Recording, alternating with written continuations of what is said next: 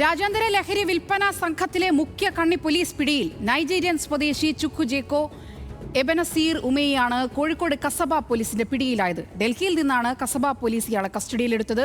കോഴിക്കോട് വെച്ച് യുവാക്കളിൽ നിന്ന് പിടികൂടിയ MDMA കേസിന്റെ അന്വേഷണമാണ് പോലീസിനെ ചുക്കു ജേക്കുവിലേക്ക് എത്തിച്ചതെന്ന് കസബ SHO അറിയിച്ചു. നൈജീരിയൻ സ്വദേശിയെ കോടതി റിമാൻഡ് ചെയ്തു.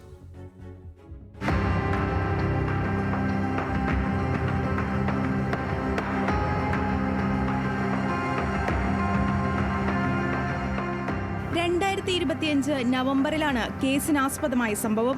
ലഹരി വസ്തുവുമായി ടൂറിസ്റ്റ് ബസ്സിൽ വരികയായിരുന്ന രണ്ടുപേരെ കോഴിക്കോട് പുതിയ ബസ് സ്റ്റാൻഡിൽ വെച്ച ഡാൻസാഫും കസബ് പോലീസും ചേർന്ന് പിടികൂടിയിരുന്നു. തുടർന്ന് റിമാൻഡ് ചെയ്ത പ്രതികളെ കസ്റ്റഡിയിൽ വാങ്ങി ചോദ്യം ചെയ്തതിന് പിന്നാലെ രണ്ടു പ്രതികളെ കൂടി പോലീസിന് കണ്ടെത്താൻ സാധിച്ചു.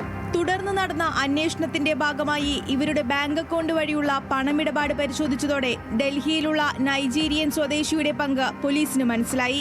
അന്ന് തന്നെ രണ്ടുപേരെ അറസ്റ്റ് ചെയ്തിരുന്നു. അതിനുശേഷം ഇവർ സപ്ലൈ ചെയ്യാൻ കൊണ്ടുവന്ന രണ്ടുപേരെ കൂടി അറസ്റ്റ് ചെയ്തിരുന്നു. അവരെല്ലാവരും മലയാളീസാണ്, കോഴിക്കോടുകാരാണ്. അപ്പോൾ അതിന് ഇൻവെസ്റ്റിഗേഷൻ പുരോഗമിക്കുമ്പോൾ ഇവരെല്ലാം പൈസ അയച്ചു കൊടുക്കുന്നത് ഡൽഹി ബേസ് ആയിട്ടുള്ള ഒരു നൈജീരിയൻ അക്കൗണ്ടിലേക്കാണെന്ന് മനസ്സിലായി. അപ്പോൾ ആ നൈജീരിയൻ അക്കൗണ്ട് ഒന്ന് കോടക് മഹീന്ദ്ര ബാങ്ക്, ഒന്ന് ആക്സിസ് ബാങ്കാണ്. അപ്പോൾ ഇതിലേക്ക് ലക്ഷക്കണക്കിന് രൂപ വരുന്നതായിട്ട് മനസ്സിലായി. അങ്ങനെ അതിൻ്റെ ഡീറ്റെയിൽസ് എടുത്തു, കാഫ് എടുത്തു, ഡീറ്റെയിൽസ് എടുത്തു, അന്വേഷിച്ചു. ഡൽഹി ചെന്ന് അന്വേഷിച്ചപ്പോൾ 2 ATMകളിൽ നിന്നാണ് വിഡ്രോ ചെയ്യുന്നത്. SBI ATM, ജനക്പുരി, അതുപോലെ തന്നെ ഒരു ഗുരുനാനാക്ക് ബ്രാഞ്ച് ATM. അവിടെ ചെന്ന് അന്വേഷിച്ചു. അപ്പോൾ യൂഷ്വലി ഒരാൾ ഇങ്ങനെ ഒരു നൈജീരിയൻ വന്ന് പൈസ എടുക്കുന്നതായിട്ട് മനസ്സിലായി.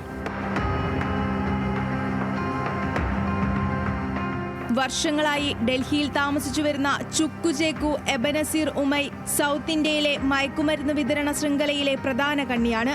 വിൽപ്പന നടത്തുന്ന ലഹരി വസ്തുക്കളുടെ പണം ഇയാൾ ബാങ്ക് മുഖാന്തരമാണ് സ്വീകരിക്കുന്നത്. ബാങ്ക് അക്കൗണ്ടുകൾ കേന്ദ്രീകരിച്ചുള്ള അന്വേഷണം പോലീസിനെ ചുക്കു ജേക്കു എബനസീർ ഉമയിലേക്ക് എത്തിച്ചു.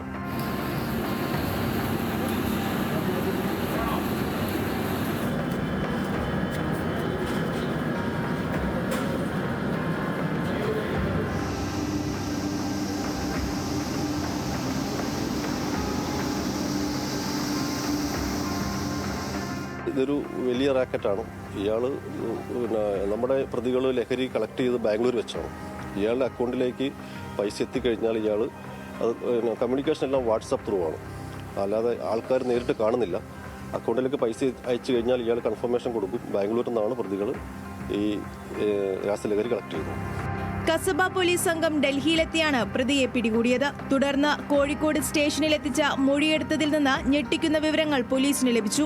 1.25 കോടിയിലധികം രൂപയുടെ മയക്കുമരുന്നിടപാടുകൾ ഇന്ത്യയിൽ ഇയാൾ നടത്തിയതായും പണം നൈജീരിയയിലേക്ക് കടത്തിയതിനും വ്യക്തമായ തെളിവുകളുണ്ടെന്ന് പോലീസ് അറിയിച്ചു. പ്രതിയെ കോടതി റിമാൻഡ് ചെയ്തു.